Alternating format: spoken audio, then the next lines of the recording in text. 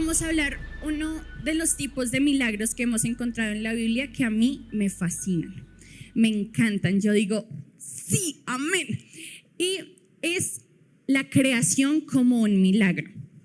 Muchas veces cuando nosotros vemos o estudiamos los milagros, hablamos sobre cuando las personas son sanas de cáncer, cuando de la nada sale dinero de provisión, cuando Dios nos ayuda. Y claro, obviamente estos son milagros importantes, hermosos. Pero hay un tipo de milagros que es sorprendente y está muy de la mano con la naturaleza y con la creación. Ya vamos a ir desarrollándolo. Pero antes de iniciar, me gustaría que en nuestro corazón hubiera una actitud de niños. Así como hoy el pastor hablaba sobre los niños, que eran muy importantes los niños tienen una característica increíble y es que ellos se sorprenden con todo. Si ustedes les hacen un truco de magia, por más básico que sean, ellos dicen, wow, ¿cómo? Que por favor, hoy en su corazón dígase, corazón, no los escuché, corazón, sorpréndete. Porque de nada sirve que nosotros estemos acostumbrados a lo que aquí arriba se dice si nuestro corazón no está en la capacidad de sorprendernos. Listo, vamos a iniciar. El milagro de la creación es sorprendente y es una de las primeras cosas que Dios nos muestra en su palabra, ¿no? Génesis 1:1 dice, todo estaba desordenado y vacío, y empieza a contar toda la creación, como Dios, un Dios omnipotente, un Dios que todo lo puede, que todo lo hace, que todo lo conoce, empieza a crear todo lo que hoy conocemos. Sin embargo, nosotros cuando salimos a la calle y vemos el cielo azul, decimos, es el cielo, y seguimos caminando. O cuando salimos a la calle y hay un sol así súper radiante, dice, eso es sol de lluvia, y seguimos caminando. O cuando vemos a los animales, a los insectos, al mar, decimos, pues lindo, pero normal. Hoy vamos a hablar de lo milagroso que es que haya todo lo que hoy conocemos. La creación de Dios no es casualidad, aunque muchos científicos han querido contarnos que todo lo hermoso que vemos afuera fue por casualidad. Hoy vamos a darnos cuenta de que hay un milagro detrás de esta creación, de que cada vez que nosotros respiramos es un milagro, que cada vez que nosotros podemos ver el sol o la luna o un árbol o escuchar el sonido del viento es un milagro.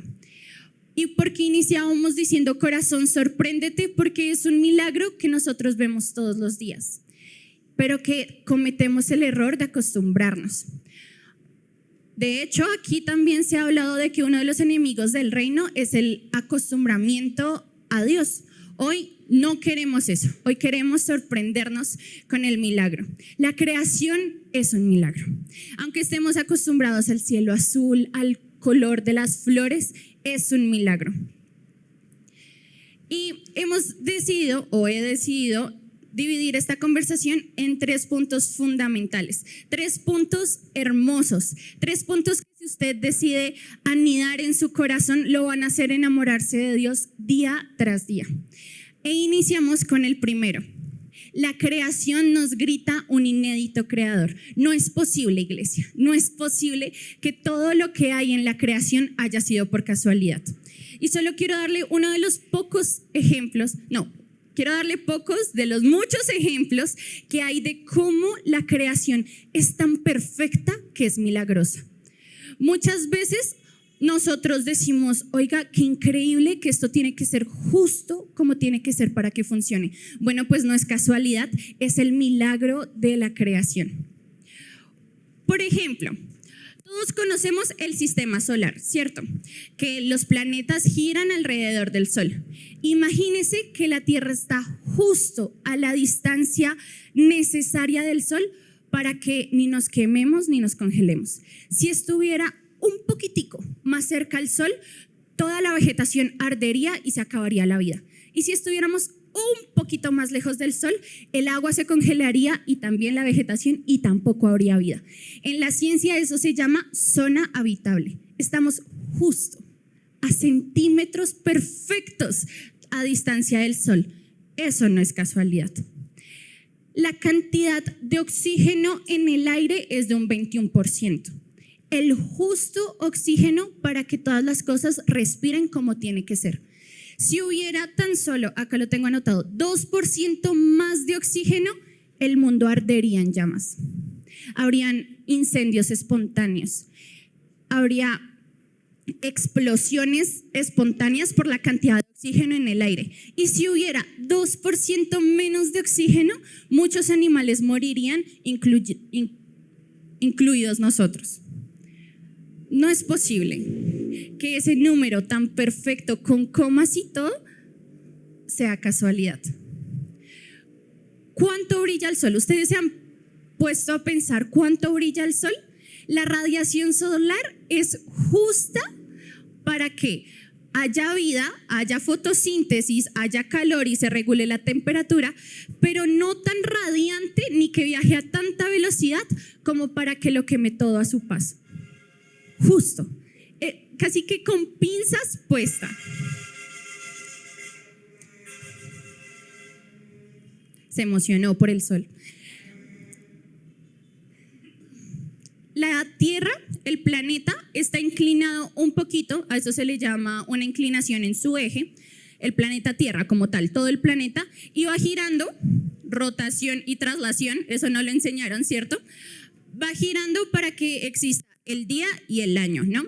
Pero esa rotación está inclinada un poquito. La Tierra no gira justo así súper perfecto, sino está inclinada un poquito y así va girando. Esa inclinación es de 23,5 grados. Si la inclinación de la Tierra fuera perfecta, los polos, o sea, las dos puntas del planeta Tierra se congelarían, más de lo que ya están, ¿no? Sería inhabitable, ni siquiera un humano se podría acercar allá porque sería completamente congelado, frío, que mataría todo a su paso, y la línea del Ecuador, que es la zona más tropical, sería tan ardiente que nadie podría ir ahí. Sería desértica. ¿Qué permite esa inclinación? Que las temporadas del año y que la radiación del sol llegue justo lo que tiene que llegar para que unas zonas sean frías y las otras cálidas, pero todas habitables. 23,5 grados. No 24,1, no 22,6, 23,5. Y yo no los quiero aburrir con clases de ciencia, ¿no? Porque todos dicen, chévere, súper. Pero de verdad espero que ustedes puedan comprender el asombro con el que yo descubrí eso. La naturaleza es justo como tiene que ser para que exista. Y es imposible que eso haya sido por casualidad. Es imposible que de la nada dos partículas decidieron chocarse y creó todo tal cual es. Es imposible. ¿Sabían que la hélice del ADN gira hacia la derecha siempre? Las cuerditas que tienen nuestro ADN siempre giran hacia la derecha, porque si giraran hacia la izquierda se enredaría y no habría vida humana. No habría ningún animal. A la derecha. O sea, Dios fue tan perfecto, fue tan hermoso que decidió que la hélice del ADN girara hacia la derecha. Y todas las hélices del ADN giran hacia la derecha. Y giran hacia la derecha a la velocidad que tienen que girar. Eso es sorprendente. Si ustedes no pueden comprender lo sorprendente de eso, ¿qué los va a sorprender entonces? Es como cada cosa tuvo que ser justo, milimétricamente cuadrada para que fuera y existiera. Y si eso no es un milagro, iglesia, yo no sé qué es. Tenemos que aprender a conocer, reconocer y dejar que nos afecte el milagro de la creación. Que nosotros ahora podamos ver ese sol, que podamos ver ese cielo, que podamos ver las plantas que hay en nuestra calle, es un milagro. Y cuando nosotros salimos todos los días de nuestra casa reconociendo el milagro de la creación, todo nos sorprende, todo nos asombra. Qué increíble que una mariposa vuele, que sus aletas tengan que moverse con tal rapidez perfecta para que vuele. Qué increíble que nuestro cuerpo, todos los órganos estén ubicados perfectamente para que conserve una simetría y funcionen. Qué increíble. Ese es nuestro Dios. Ese es el Dios que hizo de la creación un milagro. Tenemos que reconocer que la creación es un milagro. Cuando los científicos nos dicen, no, eso, el Big Bang, tú sabes, la sopa cósmica y todas las teorías que tiene la creación, la ciencia solo nos trata de decir el cómo, no nos trata de decir el quién. Puede que el Big Bang haya sucedido, no lo sabemos, ese era el cómo. Dios decidió el cómo. Dios dijo, puede ser una secuencia de no sé qué vainas, ciencia. Pero el quién debe estar claro, y es Dios, porque la creación es milagrosa y no hay otro como Dios, no hay otra ciencia, no hay otra persona, no hay otro simulador, no hay ningún robot que vaya a poder comparar el poder de Dios al crear su creación. Y eso es un milagro. Es un milagro que nosotros no valoramos, pero es un milagro que nos sorprende, nos alimenta, nos provee todos los días. Y cuando nosotros tenemos un milagro, lo valoramos. ¿Se acuerdan del milagro cuando Dios dio al hijo promesa a Isaías, a Abraham, que Sara no podía tener hijos? ¿Qué? No, Isaac, sí, que Sara no podía tener hijos y le dio a Isaac. Yo no creo que Sara haya dicho como, sí, vaya, enférmese, mójese, si tiene una gripa, no me importa. No, era el milagro, era el niño promesa, tocaba cuidarlo, venga, ¿dónde está mi hijito?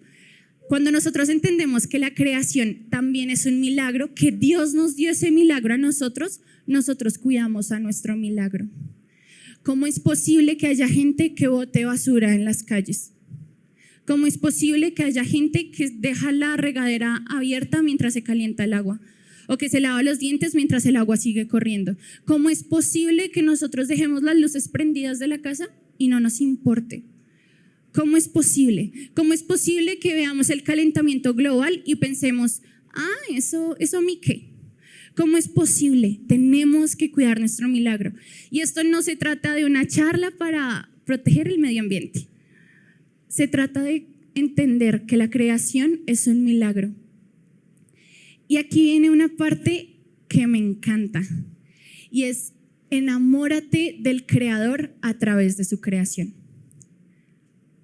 Cuando nosotros vemos la creación tan perfecta que nos grita un Creador, ¿cómo no enamorarnos de eso?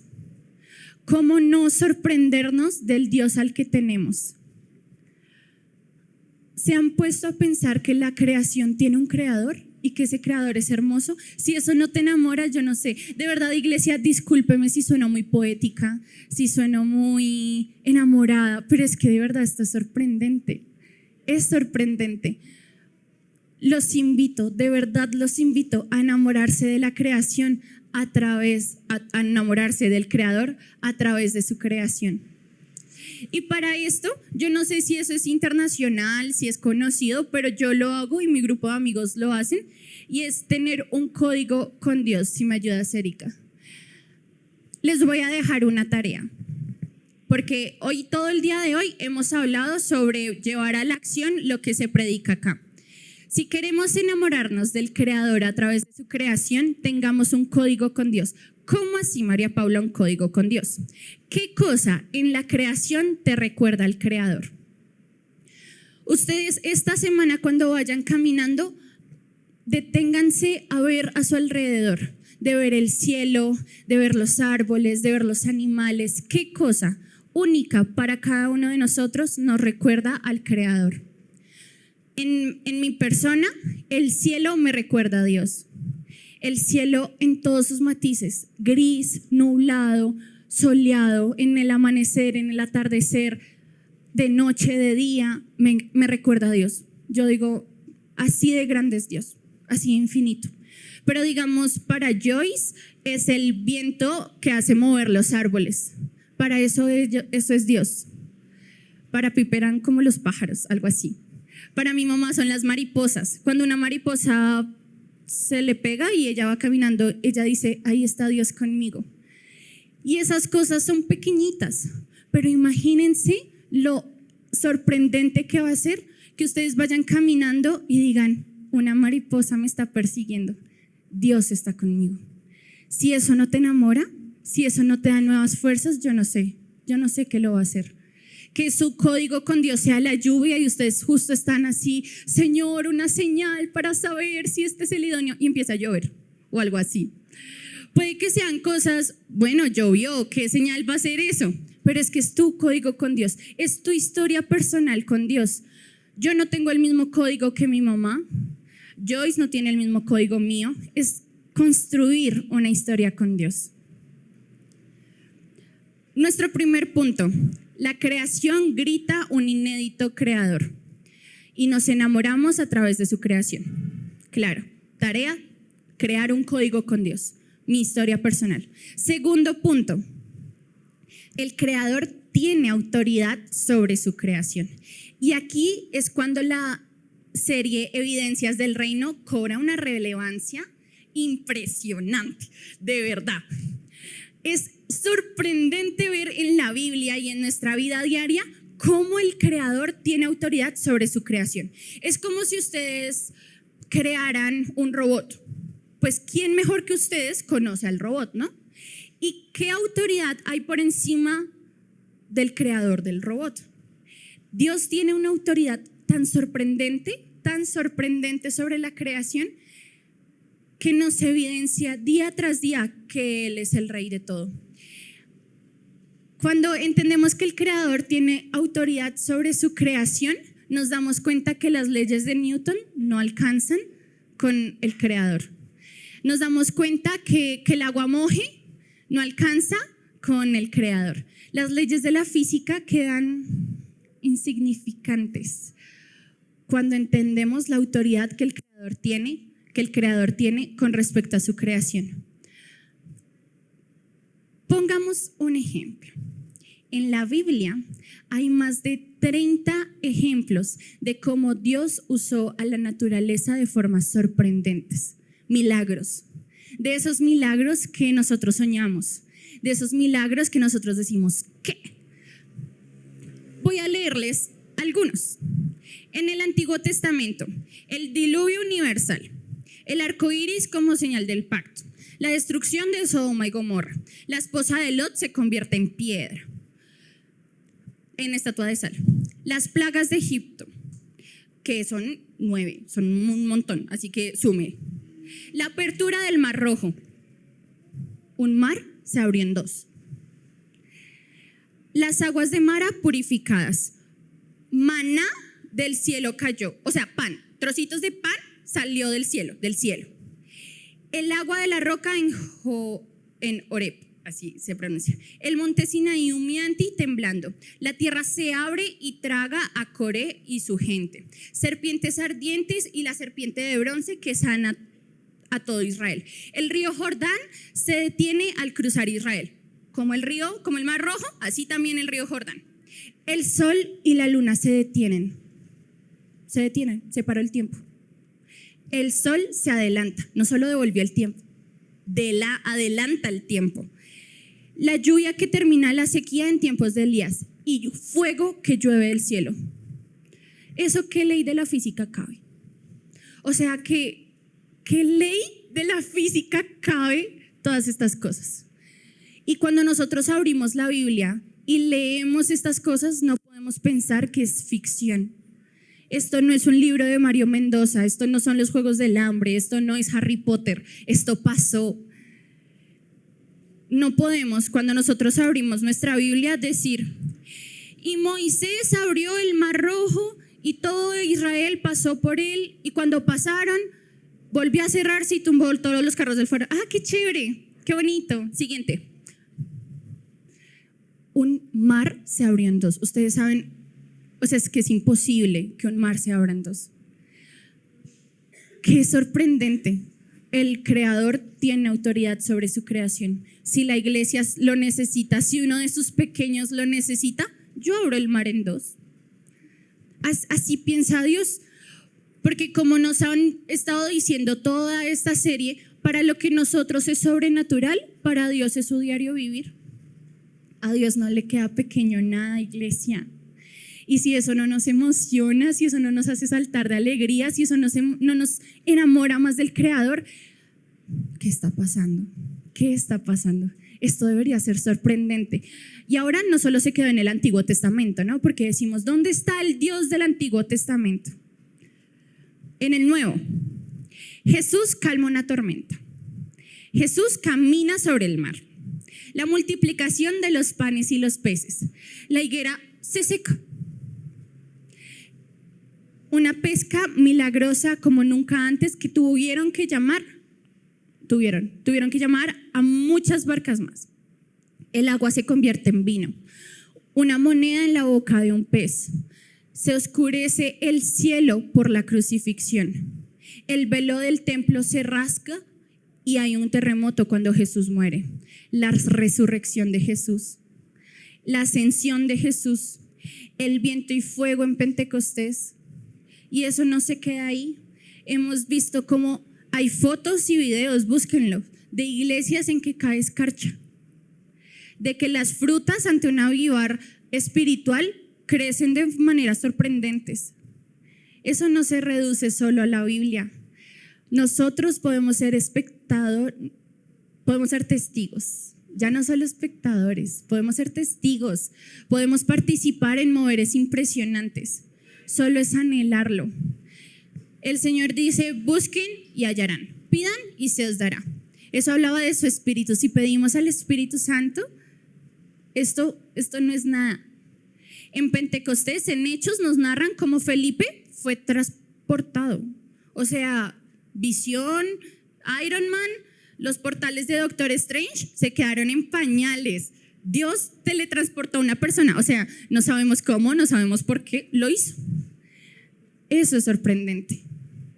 Esas son las evidencias del reino que no podemos dejar pasar desapercibidas, que no podemos decir, abrió el mar en dos.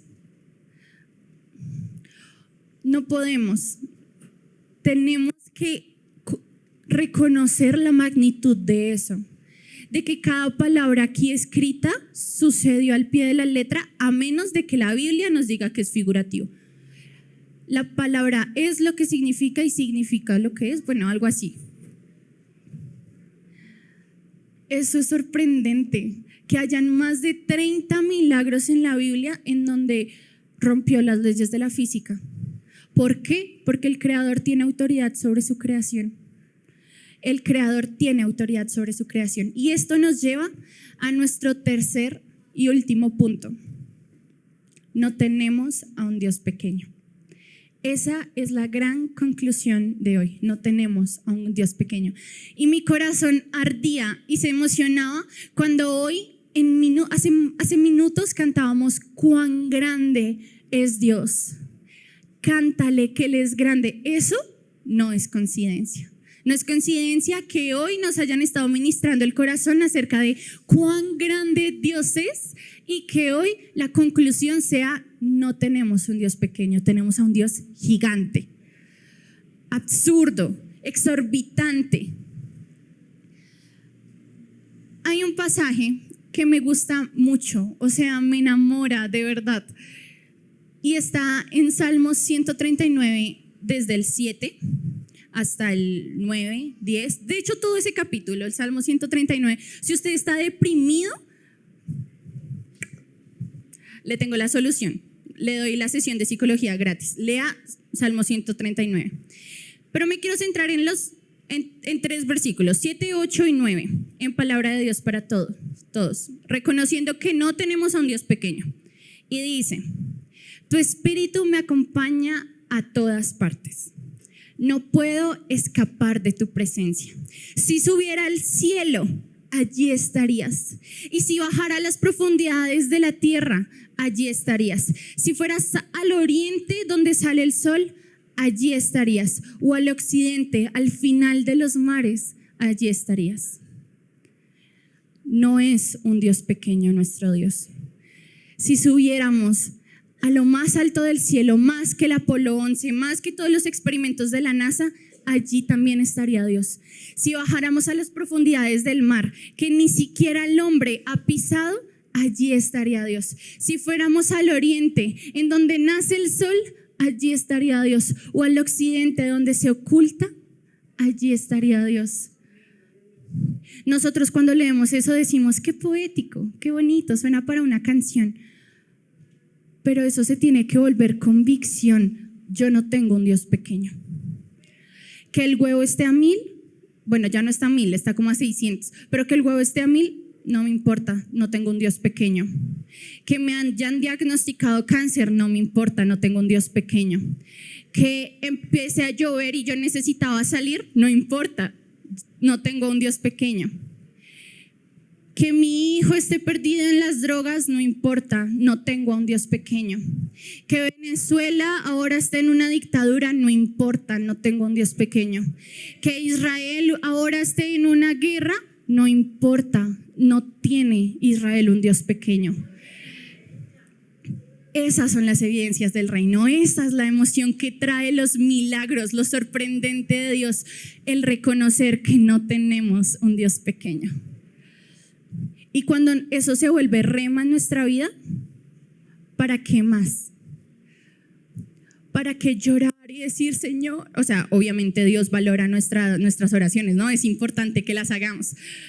Pero también es venir ante Dios con fe de que eso ya va a suceder, de decir, Dios, tú no eres un Dios pequeño. Necesito esto, tú sabes que necesito esto. Yo creo que si dividiste el mar en dos, yo creo que puedes hacer tal cosa. Siempre con la responsabilidad y humildad de que Dios no nos debe nada. De que si Dios dice que no, pues no. Pero con el asombro de que no tenemos un Dios pequeño. Y aquí es cuando, si me ayudas, Erika, viene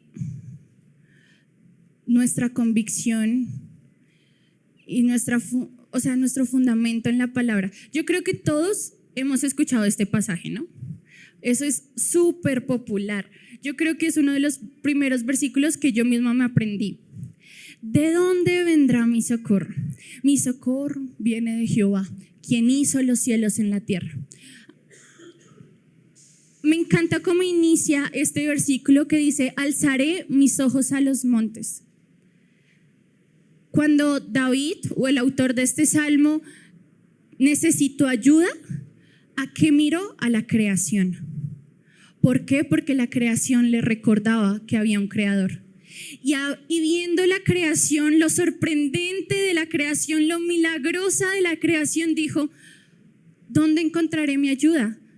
Mi ayuda está en el creador de esas montañas.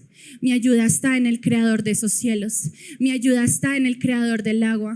Mi ayuda está en el creador de las flores. Mi ayuda está en el que me da vida día tras día. Y por eso es que esto se vuelve tan célebre. Porque es la plena, o sea, el reconocimiento completo de que nuestra ayuda, nuestra dependencia viene de Dios. ¿Inspirados por qué? Por el creador. Porque nuevamente la creación nos grita que hay un creador. De ese creador viene nuestra ayuda, de ese creador viene nuestro apoyo. Y no puede ser posible, iglesia, que hablemos de las evidencias del reino y nosotros no crezcamos en fe. No es posible que nos hablen de cómo la gente es sana, de cómo la gente les da provisión de manera sobrenatural, de cómo el cielo grita el nombre de Jesús sin nosotros aumentar nuestra fe. Ahora sí es cuando hay que hablar de prosperidad, ahora sí es cuando hay que hablar de lo sorprendente de Dios, de cuando la gente grita, sí, amén. Ahora es cuando hay que emocionarnos, porque estamos viendo las evidencias del reino. Tiene que crecer en nosotros la fe, pero hay un riesgo de acostumbrarnos. Nada de esto va a pasar si nosotros nos acostumbramos a su creación, si nosotros nos acostumbramos a su palabra, si nosotros nos acostumbramos a que tenemos un Dios grande. Si empezamos nosotros a meter a Dios en moldes, perdimos. Si nosotros nos dicen, Dios creó los cielos y la tierra, y tú dices, sí, chévere, perdimos. Si nosotros leemos en la palabra milagros, cosas sorprendentes, cosas que ni ojo vio ni oído yo, y nos parecen literatura, perdimos, porque nos estamos perdiendo día tras día del milagro de la creación, nos estamos perdiendo día tras día de la convicción de que tenemos un Dios grande. Y no pienso repetir lo que ya se predicó sobre un enemigo del reino, que es el acostumbramiento, pero de verdad esto nos tiene que sorprender, nos tiene que enamorar. Y yo no voy a imponerles enamorarse de una persona, esa producción de química, de que uno se emocione, que el estómago le haga mariposas, eso viene de la convicción propia. Yo no te puedo obligar a enamorarte de alguien, pero sí te puedo mostrar todo lo bello que Él es. Ahí cierre sus ojos y no diga nada, piense en la naturaleza. Haga conmigo este ejercicio, imagínese el océano, cómo las olas golpean la costa. Ahora imagínense dentro del océano la variedad de peces, de animales, de plantas, de colores. ¿A qué huele? ¿Como a sal? ¿A qué sabrá? Ahora imagínese el espacio sideral. Los cometas, las estrellas, los planetas. Imagínese su flor favorita. Si no tiene una flor favorita, imagínese una rosa. Imagínese el tamaño exacto de cada pétalo, de cómo huele, de los distintos colores, de si ya floreció o ahora solo es un capullo. Imagínese las frutas, la mandarina que ya viene porcionada, el banano que tiene cáscara para la higiene. Imagínese el olor de las frutas, la acidez de un limón, pero la dulzura de una manzana.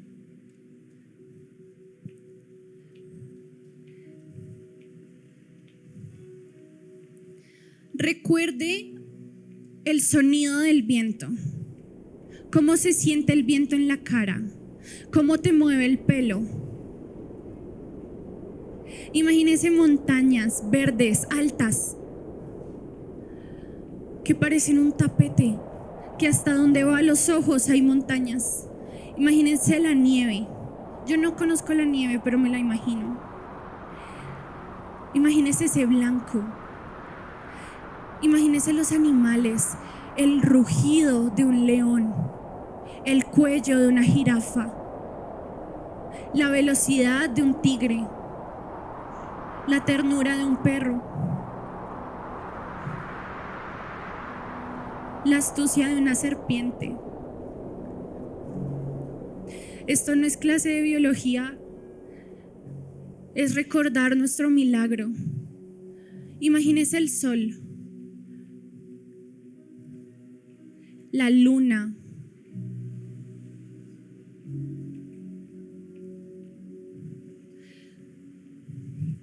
y hoy decida enamorarse del Creador a través de su creación.